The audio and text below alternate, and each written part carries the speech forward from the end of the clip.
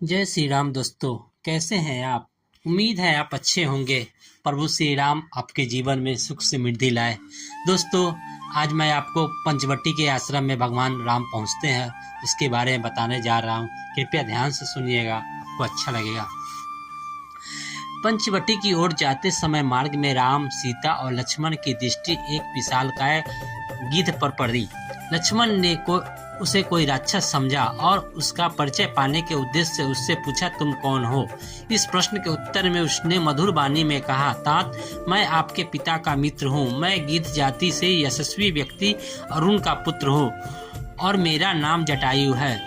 कृपा करके आप मुझे अपने साथ रहने की अनुमति दे ताकि आपके साथ रहकर मैं सेवक की भांति आपकी सेवा कर सकूं।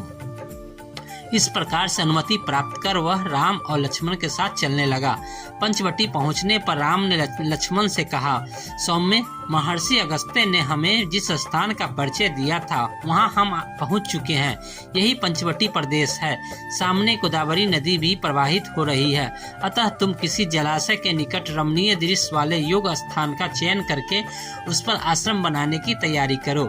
लक्ष्मण ने आश्रम बनाने के लिए गोदावरी के तट पर एक स्थान का चयन किया, जहां पर पुष्पों से लदे वृक्ष अत्यंत मनोहर प्रतीत हो रहे हैं। वह स्थान चारों तरफ से पुष्पों, गुल्मों तथा लता वल्लरियों से युक्त साल, ताल, तमाल, खजूर, खटहल, जलकदम, तिनीस, पुनाग, आम, अशोक, तिलक, केवड़ा, चंपा, चंदन, कदम्ब, प्रनास, लुकुच, अशुकन, खैरसमी, पलास आदि वृक्षों से घिरा हुआ था। निकट ही गोदावरी नदी प्रवाहित हो रही थी, जिसमें हंस और करंडव आदि पक्षी विचर कर रहे थे। चकवे उसकी शोभा बढ़ाते थे और पानी पीने के लिए आए हुए मृगों को झुंड उसके तट पर छाए रहते थे। लक्ष्मण ने वहां पर लकड़ियों तथा घास फूसों की सहायता से शीघ्रता पूर्वक एक कुटिया का निर्माण कर लिया। फिर उस कुटिया के निकट उन्होंने सुंदर लता पल्लवों की सहायता से एक और कुटिया का निर्माण किया और उसमें सुंदर स्तंभों से युक्त यज्ञ वेदी बनाई। उसके बाद उन्होंने दोनों कुटियाओं को घेरते हुए चारों ओर कांटों की बार लगा दी। इस प्रकार आश्रम का निर्माण कर लेने के पश्चात लक्ष्मण ने राम और सीता को बुलाकर आश्रम का निरीक्षण कराया। वो इस प्रकार आश्रम को देखकर अत्यंत प्रसन्न हुए।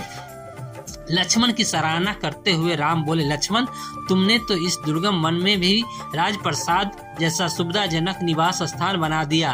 तुम्हारे कारण तो मुझे वन में भी घर से अधिक सुख सुविधा प्राप्त हो रही है।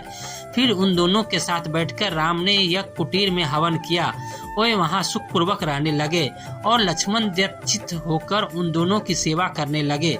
इस प्रकार वहां पर शरद ऋतु के 2 मास सुखपूर्वक व्यतीत हो गए। अब हेमंत ऋतु का आगमन हो चुका था। एक दिन प्रातः बेला में राम सीता के साथ गोदावरी में स्नान करने के लिए जा रहे थे। लक्ष्मण उनके पीछे पीछे पर घड़ा उठाए चल रहे थे। सरिता के तट पर पहुंचने पर लक्ष्मण को ध्यान आया कि हेमंत ऋतु रामचंद्र जी की सबसे प्रिय ऋतु रही है। वे तट पर घड़े को रखकर बोले, भैया, यह वही हेमंत काल है जो आपको सर्वाधिक प्रिय रही है। आप इस ऋतु को वर्ष का आभूषण कहा करते थे। अब शीत अपने चरम अवस्था में पहुंच चुकी है। सूर्य की किरणों का स्पर्श प्रिय लगने लगा है। पृथ्वी अन्नपूर्णा बन गई है। कोरस की नदियां बहने लगी है। राजा महाराजाओं अपनी अपनी चतुरंगिनी सेनाएं लेकर शत्रुओं को पराजित करने के लिए निकल पड़े हैं। सूर्य के दक्षिणयान हो जाने के कारण उत्तर दिशा की शोभा समाप्त हो गई है। अग्नि की उष्मा प्रिय लगने लगी है। रात्रियां हिम जैसी शीतल हो गई है। जौ और गेहूं से भरे खेतों में ओस की बिंदु मोतियों की भांति चमक रहे हैं। ओस के जल से भीगी हुई रेत पैरों पर घायल कर रही थी।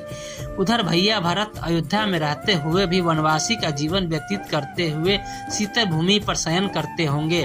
वे भी सब प्रकार के ऐश्वर्यों को त्याग कर आपकी भांति त्याग एवं कष्ट का जीवन व्यतीत कर रहे होंगे। हे तात, विद्वजन कहते हैं कि मनुष्य का स्वभाव उसकी माता के अनुकूल होता है, पिता के नहीं। किंतु भरत के इस कथन को मिथ्या सिद्ध कर दिया है। भरत ने इस कथन को मिथ्या सिद्ध कर दिया है। उनका स्वभाव अपनी माता के क्रूर स्वभाव जैसा नहीं है। हमारे और संपूर्ण देश के दुख का कारण वास्तव में उनकी माता का क्रूर स्वभाव ही है। लक्ष्मण के कैकेयी के लिए निंदा भरे सब अंतिम वाक्यों को सुनकर राम बोले, लक्ष्मण, इस प्रकार तुम्हें माता कैकेयी की निंदा नहीं करनी चाहिए। वनवास में हमने तापस धर्म ग्रहण किया है और तपस्वी के लिए किसी की निंदा करना या सुनना दोनों ही पाप है। कैकेयी जैसी भी है भरत की माता है, वैसी ही हमारी भी माता है। हमें भरत के द्वारा चित्रकूट में आकर कहे हुए विनम्र, मधुर एवं स्नेह युक्त वचनों को ही स्मरण रखना चाहिए।